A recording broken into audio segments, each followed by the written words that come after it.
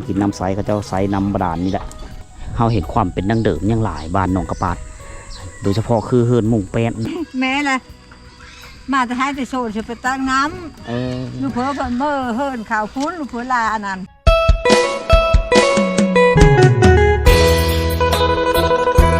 สบายดีทุกคนเด้อสบายดีทุกคนที่กำลังติดตามนะครับชมนะวันนี้บ่าวสิหอมอยู่ที่บ้านหนองกระปาดเมืองบุรพาแขวงคำมนเลยนะมาไกลพอสมควรลัดมาทาง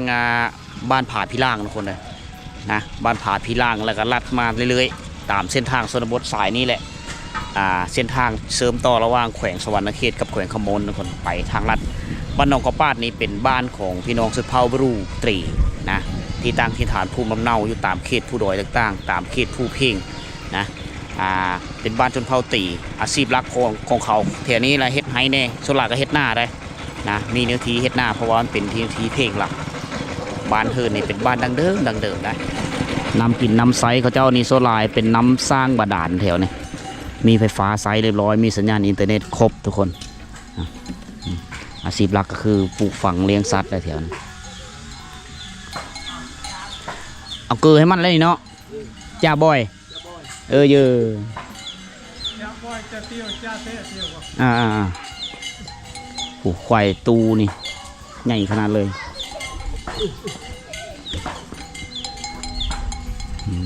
เขาเจ้าจะเอาเกลือมันเพื่อให้มันคุ้นเคยกับเจ้าของนะผู้บางคนก็แซ่น้ำเกลือแล้วก็เสือกระตุกน้ำซีดเสือปะมันเพื่อมันลืงนะเวลาเขาจะจับมันจับได้ง่ายมันจะบลักงูคือกันได้งูควายทีนี้ตุยใหญ่ทั้งนั้นเลยหอนยามนี้มาได้เลี้ยงไงเนาะอ๋อเด็กงูควายออกไปนี่จะเป็นทางทิศตะวันตกจะติดแปะกับทงหน้าของเจ้าเลยกำลังวักซักกาว่านกาและฤดูกาลนี่ก้าวเข้าสู่ฤดูฝนแล้วแถวนี้เป็นทงเป็นหญ้าป่งละสีเขียวทุ่มแหละพี่น้องเลยนะบรรยากาศเยือกเย็นออกไปในภูละงูควายเต็มทงหน้าเลยควายแม่นี่ชอบควายเถิกเลยอุดมสมบูรณ์หญ้ามันดกแถวนี้ฝนตกตลอดก็เลยเฮ็ดเธอหญ้าป่งงามก็เหมาะสำหรับการเลี้ยงงูเลี้ยงควายเป็นครั้งแรกที่คอยได้มาบ้านหนองกระปาดทุกคน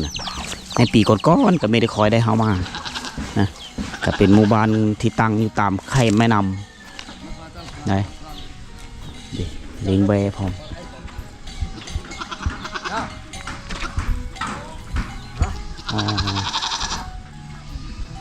ห้วยยังเขาเอิญนะนี่ห้วยนี่ห้วยน้อยเนาะห้วยเสียน้อยไหลตกเสื้อบ้านท่านังเล่าบ่แม่นเนาะ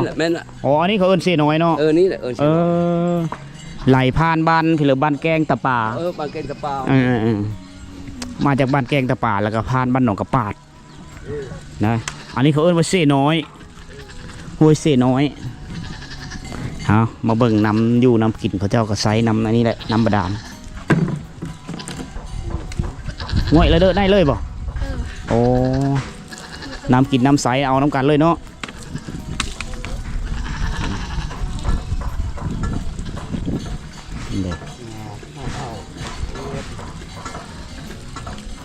มันกระจ่างอยู่บ่เตี้ยบ่เตี้ยคือรสชาติมันจะจางๆเพราะว่าน้ำบาดาลเลยน้ำกินน้ำใสเขาเจ้าใสน้ำบาดาลนี่แหละถ้าว่าเป็นน้ำห้วยน้ำหอมมันก็มีสะอาดทุกคนน้ำเซน้อยที่ไหลมาแต่หลายพานหลายบ้านเขาเจ้าก็เลยได้มาตักเอาน้ำบาดาลในมือแต่งอยู่โคกินอยู่เฮือน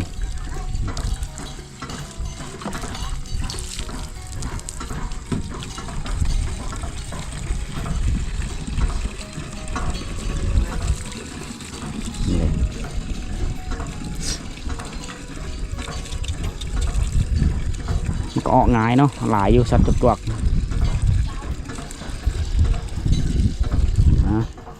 อันนี้คือห้วยเซน้อยทุกคนไหลผ่ากลางหมู่บ้านนี่แหละห้วยเซน้อยบางปีน้ำนี่จะแห้งได้น้ำนะเด็ดไหลมาคันว่าอยู่บ้านธาตุนังเล่านี่ แม่น้ำตัวนี้ก็จะกว้างใหญ่เนี่ยมันจะลงไปหอดหลุมแล้วมันจะกว้างใหญ่ไปเลยสาบานกับตังบานเฮินอยู่ตามนี่แหละผู้เพลงเขตนี่ทุกคนมีนาทีเห็ดนาพร้อมบางคนก็เห็ดไหปูมันต้นเลงโง่เลงควายไปนำเพิ่ม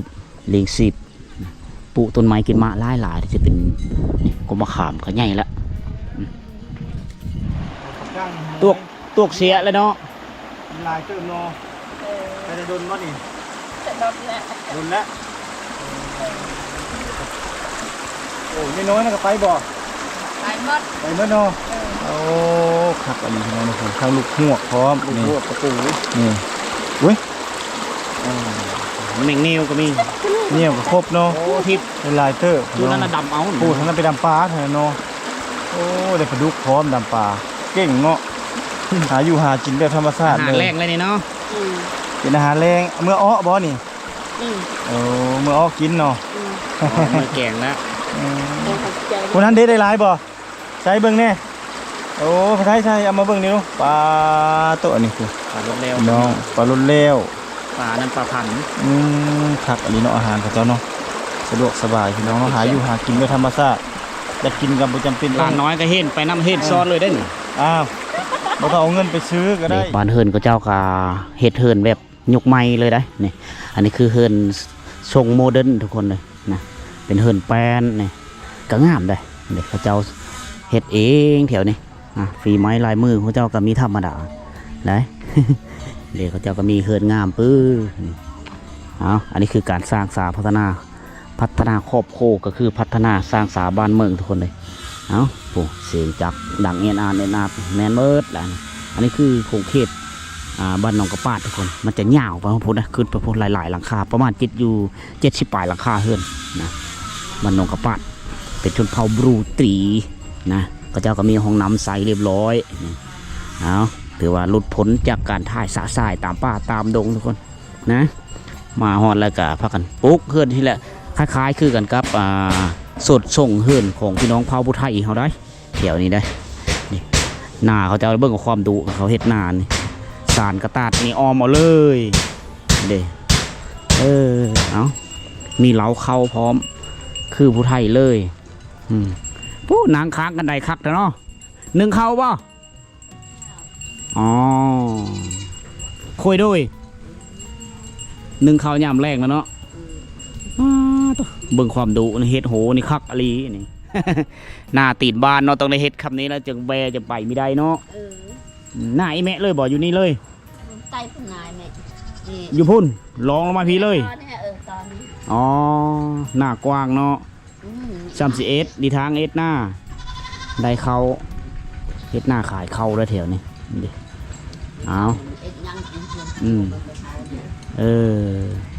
เด็ก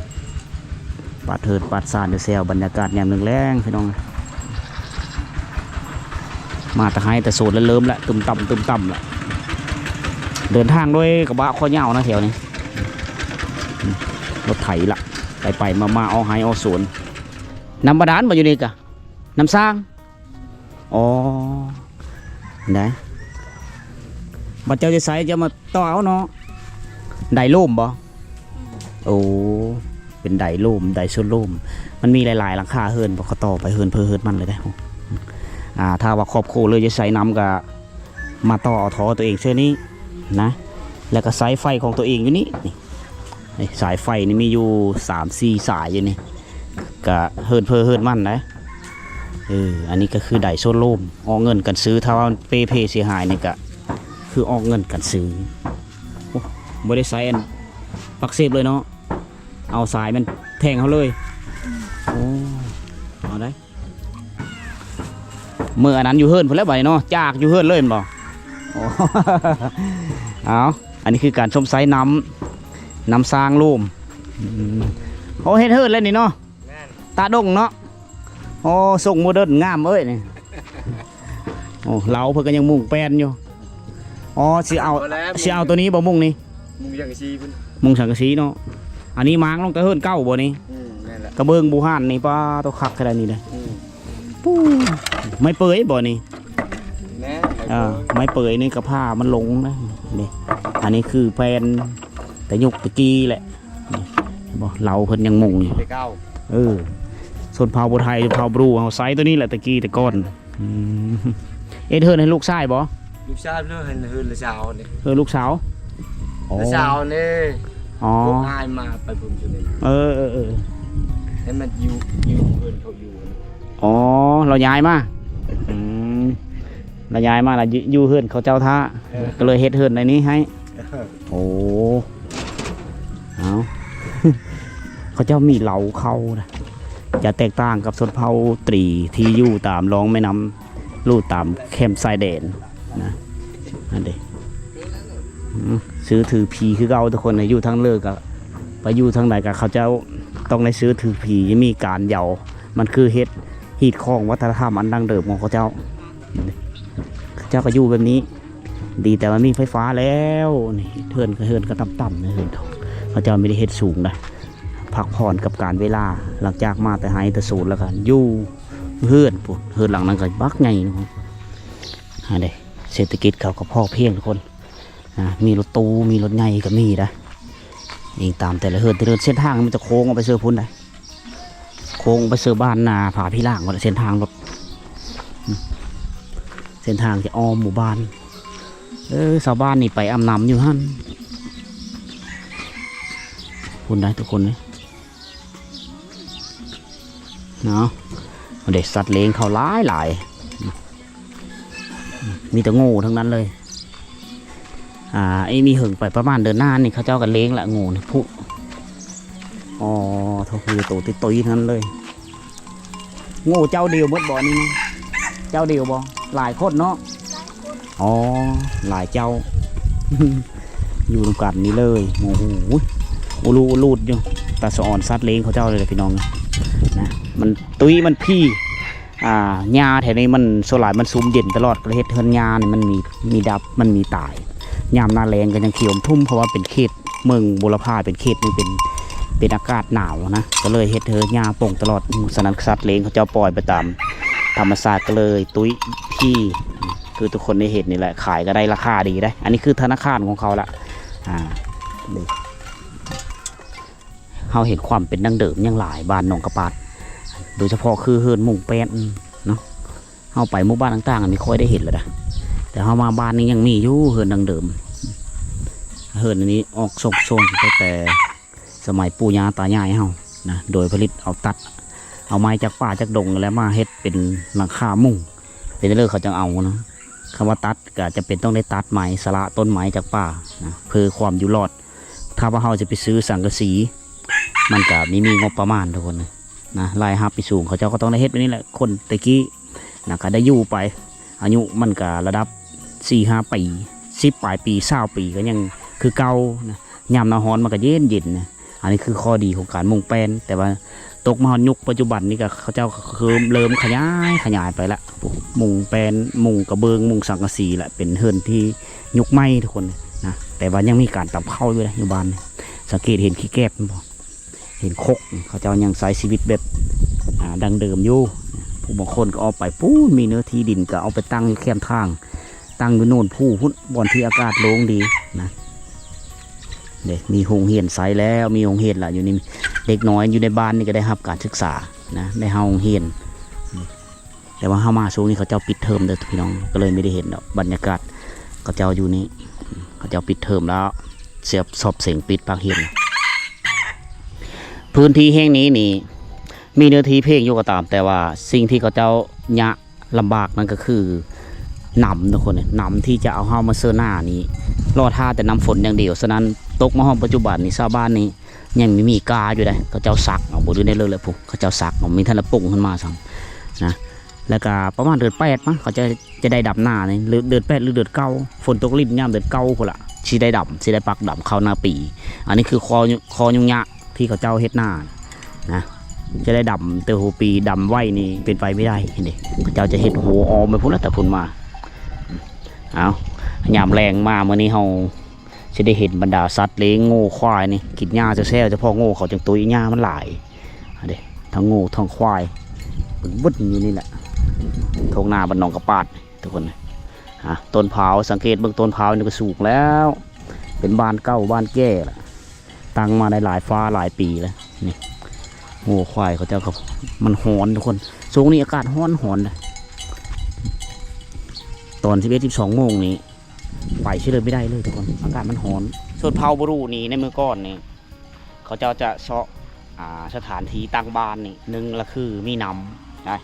มีแรงน้ำนี่เขาเจ้าจะอยู่นะเพราะว่าคนโบราณนี่มันมีคือยุคปัจจุบันนะยุคปัจจุบันนี้มันมีไฟฟ้าเขาเจ้าสามารถจ่อนำบาดาลแล้วก็เอาปุ่มไดขึ้นมาเชื้อเอินได้นั่นคือยุคปัจจุบันแต่เป็นยุคตะกี้มันนี้มีทุกคนเขาเจ้าต้องตั้งอยู่แคมป์แม่น้ำเพื่อสะดวกสบายในการตักน้ำมาหล่อเลี้ยงชีวิตนะโหดพักบอคือหมูคือเป็ดคือไก่ดำรงชีวิตแบบเรียบง่ายตักน้ำใส่น้ำเอาใส่น้ำห้วยทุกคนฉะนั้นบ่อเริ่มมีห้วยเขาเจ้าจะตั้งบ้านเฮิร์นอยู่ถึงว่า2-3 ราคาเฮิร์นเขาเจ้าก็อยู่ได้บางคนก็อยู่บ้านมันหลายสภาพมันอึกระทึกแล้วเขาเจ้ามักความสงบชนเผ่าบรูเป็นชนเผ่าหนึ่งที่มักอยู่แบบ2-3 ราคาเฮิร์นตามป่าตามดงเพื่อบางคนก็ไปทางไฮแล้วก็เอ็ดเฮิร์นเลยก็อยู่ไฮเลยนะก็มีแต่จุ่มเจญาติพี่น้องเขาเจ้านะบ้านนั้นก็เลยเป็นบ้านที่ว่าวงตระกูลเดียวกันนะอันนี้คือลักๆของพี่น้องชนเผ่าบรูเขาเจ้ามักอยู่แบบนั้นทุกคนมักไปตั้งเฮิร์นอยู่ไกลๆเพื่อทำการผลิตโดยเฉพาะคือถางไฮนะถางไฮแล้วก็เข้ามาแล้วก็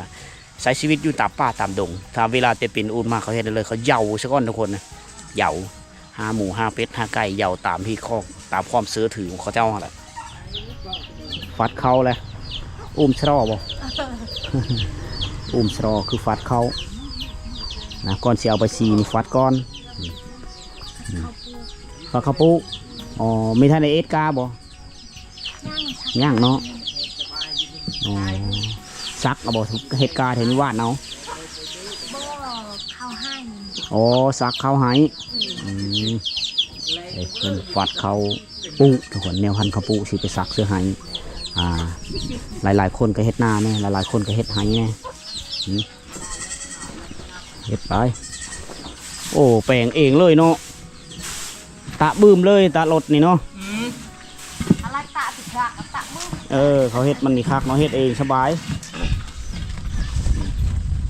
เพื่อกระทาเขาเชื่อพอแห้งตีนซอดเนาะใครจะได้แปลงเป็นพอแก่ใกล้หันแล้วตามความขมั่งเลยเนาะมีหานแปลงนักบานอย่างนั้นแปลงมีหานซ้อมแปลงไงตีนรถหัวก็มันจอดเองนะแถวนี้หานขานี่น้อยเนาะหานขายเคืองขายสบู่ขายแฟบขายเหล้าเป็นหานขาซุ่มส้นปุเลยเนาะเป็นต้นเนาะเจ้าป้องแล้วพักกันนังเอ็นเดี๋ยวพักพรมันหอนเนาะมีเนาะกระเต่าลึกป้าต้องเบิ่งนี่สิไปเฮ็ดโหหน้าบ่อนี้นะตัวกันแบกันเป็ดกันไก่มันก็ความดุมันเขาจะตัดเอาไม้เอาห่อแล้วนี่เนาะไม้ซอดเขาจะเอาไม้ซอดมาสานสำนี้นั่นมาจากเป็ดไก่มันจะยู่เลยพูน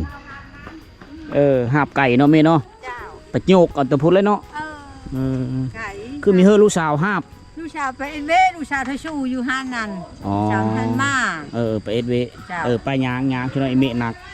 แม่เลยมาจะให้ไปโซนจะไปตั้งน้ำลูกเผือเมื่อเฮิร์นข่าวพุ้นลูกเผือลาอันนั้นผู้ยู่นั่นจะว่าผู้ไทยแจ้งคักเนาะเจ้าสองก้อยเป็นผู้ไทยเป็นผู้ไทยอยู่บ้านเลยบ้านนโมเมืองใช่บัวทองผู้มาเอาโพอยู่พี่นั่นแหละแต่81คนมาอยู่มันอยู่จนชุดลูกชุดเต้าลูกเชล่าก็จนได้ลูก2 คนแล้วล่ะว่าภาษาบรูก็ได้เนาะได้นั่นเด้2 ภาษาเลยอันนี้เฮิร์ดิแม่เนาะเจ้านายถูกทกลูกมาเพิ่นมาสร้างเขามาน้ำโพอยู่พี่ได้บ้านน้องกระปานั่นก็หุงโน่แล้วคู่มือนี่แน่เป็นเล็กๆลากๆนั่นจะเฮิร์นสาวชู้นี่ก็เฮิร์นแม่ลูกสาวไปเฮ็ดเวะเพิ่นว่าแม่ก็ตักน้ำแม่เพิ่นมาแต่บ้านน้ำโมนะบ้านสาวละน้อยบรรยากาศยามแรงทุกคน บ้านเฮินกระเจ้ากาแบบนี้แหละใช้ชีวิตอยู่แบบเงียบๆอยู่กับสภาพแวดล้อมที่ขักอีกแบบหนึ่งแบบชนบทเด็มาแต่หายตะหน้าแล้วเนาะมาเสียยามันต้นบ่เสียยาหายนะเสียยาก่อนจังจัดเสียยาก่อนจังซักบ่เสียยาเลยจ้ะโอ้บรรยากาศยามแรงผู้เด็กน้อยลงไปอาบน้ำเสียน้อยทุกคนตูนบุบบ่มอยู่อันนี้คือลำเสียน้อยที่ไหลผ่านบ้านประกับหนองกระปาดนี่ไปอ้อเสือบันธาตุนางเล่าผ่านบ้านนาเตอร์หลายหมู่บ้านนะนี่แม่น้ำเสียน้อยมีต้นกำเนิดมาแต่พูดแหละสายเมืองบุรพาทุกคนโคนี่กะมีโคไม้ได้มีโคไม้ไหลพากลางหมู่บ้านเลยแต่ก็สภาพสุดโทรมแหละไปได้เพียงแต่รถไถเท่านั้นที่จะไต่ได้กับรถจักรถ้าว่ารถใหญ่พุ่นแหละไปทางพุ่นไปทางรถใหญ่พุ่นรถใหญ่ไต่ไม่ได้แล้วเสียงเด็กน้อยอาบน้ำมันบุ่นโอ้ทหารศอกโตบ่เนาะทหารเนาะทหารย่ามเฮิรนโอ้เหล่าเตาะสานกระต้าบ่สานกระย่างบ่นี่แหละผู้เฒ่าอยู่เฮิรนจากเตาะเหล่าเตาะจากสานไปพอไม่ได้อยู่ละทุกคนเลยพอมีเวเหตุงานทำตามแห้งผู้เฒ่าเล้าเก่าตัวนี้เล้าใหม่กว้างเลยเขาตั้งบ้านเฮิรนเลาะเรียบตามสายสีน้อยนี่แหละปลูกเฮิรนหลังนั้นก็แบบเด็กก็เฮิรนผู้ไทยเลยฮะดิเราเห็นรถขกกับเจ้านี่ถือว่าในมือก่อนเขาเจ้ายังใช้ชีวิตแบบดังเดิมนะผู้สะตามเขาคล้ายๆคือกับสะอันของพี่น้องเผ่าผู้ไทยเลยสะครับเด็กทางนี้มันจะใหญ่ถึงพูนมันจะน้อยเวลาเขาซ้อมเขาหรือคัดเขาเจ้าจะเอาทางนี้ใหญ่ลงจะแตกต่างกับสะอันส่วนเผ่าโต้ยแตกต่างกับสะส่วนเผ่าตรีนะเด็กขกเข้ามาพอได้แต่เห็นแต่ขกแต่มือเรือไฟฟ้าดับเขาเจ้าก็ต่ำเพื่อนได้โต๊ะกระดูการเฮ็ดหน้ามันเขาเจ้าจะเฮ็ดโหนี่แหละสารไว้เก็บความพร้อมลงไฮลงหน้าที่ทางอยู่บ้านนี้มีสัญญาณอินเทอร์เน็ตเรียบร้อยนำไหลไฟสว่างพูดนำยินไดยินเฮิรนเลยสะดวกสบายในการแต่งอยู่โคกินแต่ว่าน้ำดื่มนี่เขาเจ้าไปตักเอาไก่นะน้ำใสเอาขึ้นมาเฮิรนเลยเอาขึ้นเฮิรนเลยน้ำเนาะสบายเนาะโอ้เด้อเลยมันไปตักน้ำพอเย็ดเด้อเยื่องบ่หลานน้อยไปตักน้ำพูดเสียงฟักลาบเผ็ดอยู่ให้กินดังแซ่ๆ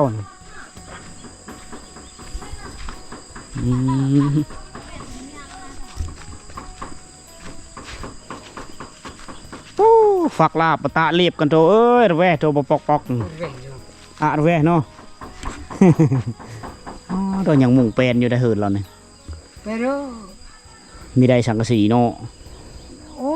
มันไรจะปีแล้วนี่มุ่งนี่ได้จะปีแล้วนี่โอ้8 ปีเลย8 ปีเนาะมันชาวปีช้ำสีทั้งนู้นระดับ20 ปีได้มันจังกุดเฮนไปหลายเติบละฝักลาบหองปกแตงยูโคกินละคำเลยเด็กเขาเจ้าเก็บไม้บ่ได้แต่ละเฮือนมีไม้แล้ว แต่ว่าเขาเจ้ายังไม่มีทุนห่อนที่จะปลูกสร้างเป็นเฮือนหลังไม้เด็กเฮือนทรงเดิมเฮือนบุห่านทุกคนเลยเฮือนแปรนี้เอกลักษณ์แบบเดียวกับเผ่าผู้ไทยบ้านนองกระปาด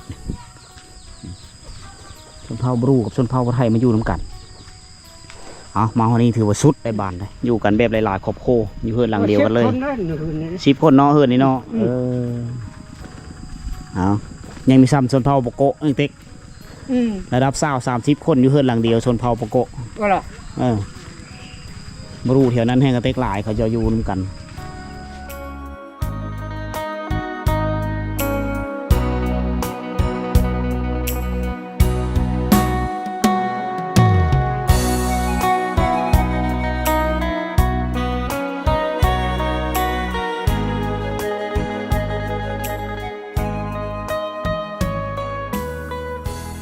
เอาโอเคทุกคนเลยอันนี้คือ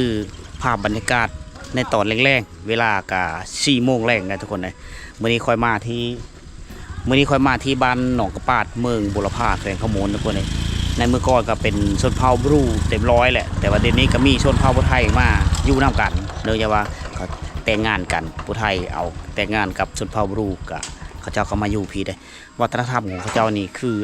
แต่งงานแล้วต้องเอาเมีมาเฮิดเมิดอ่ะอันนี้คือวัฒนธรรมดั้งเดิมของเขาแหละมีลูกชายหลายคนก็ต้องได้ลูกไผ่หลายคนฉะนั้นอยู่เฮิร์นนึงต้องหลายๆครอบครัวอยู่ร่วมกันทุกคน3-4 ครอบครัวอยู่ร่วมกันนะเป็นหมู่บ้านชนเผ่าบรูตีนะที่เขตเมืองบุรพาแขวงขโมนคนนะสำหรับวิดีโอนี้ก็มีเพื่อหลายเด้อทุกคนนะบัดนี้บ่สิหอมก็สิได้เดินทางเข้าไปพุ่นละมีฮู้ว่าเฮาสิไปนอนเฉลิมมื้อนี้เดินทางไปเรื่อยๆนะคำเฉลิมนอนนะฮะ